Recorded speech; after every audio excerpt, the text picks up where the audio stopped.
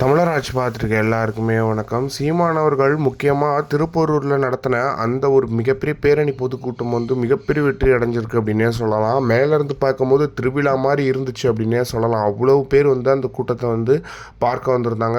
நாற்காலிகள்லாம் எல்லாம் கீழே உட்காந்துட்டுலாம் மக்கள் பார்த்துட்டு இருந்தாங்க அப்படின்றது ஒன்று இருக்குது.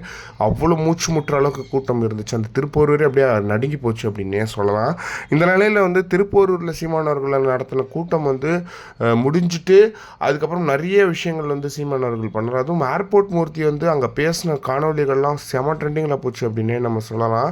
அந்த நாளையில் இப்போ வந்து ஏர்போர்ட் மூர்த்தி மேலே நிறைய விஷயங்கள் வந்து பண்ணிகிட்ருக்காங்க. இதில் ஏர்போர்ட் மூர்த்தி என்ன சொல்லியிருக்காரு அப்படின்னு பார்த்தீங்கன்னா வந்து, நான் வந்து அங்கேயே நிற்க போகிறேன், திருப்பூரில் நிற்க போகிறேன், நீங்கள் என்ன பண்ண முடியுமோ பண்ணுங்கள் அப்படின்ற மாதிரியான விஷயங்களை வந்து இப்போ சொல்லியிருக்காரு அப்படின்னே ஒரு விஷயமா இருக்குது.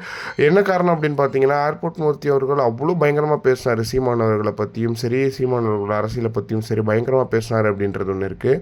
எதிர்வரும் தேர்தலில் திருப்பூர் சட்டமன்ற தேர்தலில் நிற்கிறேன் அப்படின்ற மாதிரி வந்து ஒரு ஒரு பதிவை ஒன்று போட்டிருக்காரு ஏர்போர்ட் மூர்த்தி அவர்கள். இது கொஞ்சம் தவறான வார்த்தைகள் பயன்படுத்தி போட்ட மாதிரி இருக்குது அந்த செய்தியை பார்க்கும்போது. பட் ஆனால் அது மீன் பண்ணல அவர். இந்த நிலையில் வந்து இதுக்கு வந்து புகழேந்தி மாறன் போன்றவர்கள்லாம் சீமானனோட கூட்டணி சேரும் அனைத்து தகுதியும் உனக்கு மட்டுமே இருக்குது அப்படின்ற மாதிரியான விஷயங்களை சொல்லிட்டு வந்துட்டுருக்காங்க. ஏர்போர்ட் மூர்த்தி அவர்கள் சீமானவர்களோட பேரில் வந்து நாம் தமிழர் கட்சி சார்பாக திருப்பூரில் போட்டியிட போகிறாரு அப்படின்றது வந்து ரொம்ப மகிழ்ச்சியான விஷயமா இருக்குது. எனவே வந்து பயங்கரமாக இருக்கும். என்ன காரணம் அப்படின்னு பார்த்தீங்கன்னா வந்து சரியான ஓட்டு வாங்குவார் ஏர்போர்ட் மூர்த்தி. ஏன்னா அந்த பேச்சுக்கு அப்புறம் ஏர்போர்ட் மூர்த்திக்கு திருப்பூர் தொகுதியில் மிகப்பெரிய ஒரு வரவேற்பு இருக்குது அப்படின்றதுல எந்த ஒரு மாற்றமே கிடையாது. இதை பற்றி நீங்கள் என்ன நினைக்கிறீங்க அப்படின்றத மறக்காம பாக்ஸில் சொல்லுங்கள்.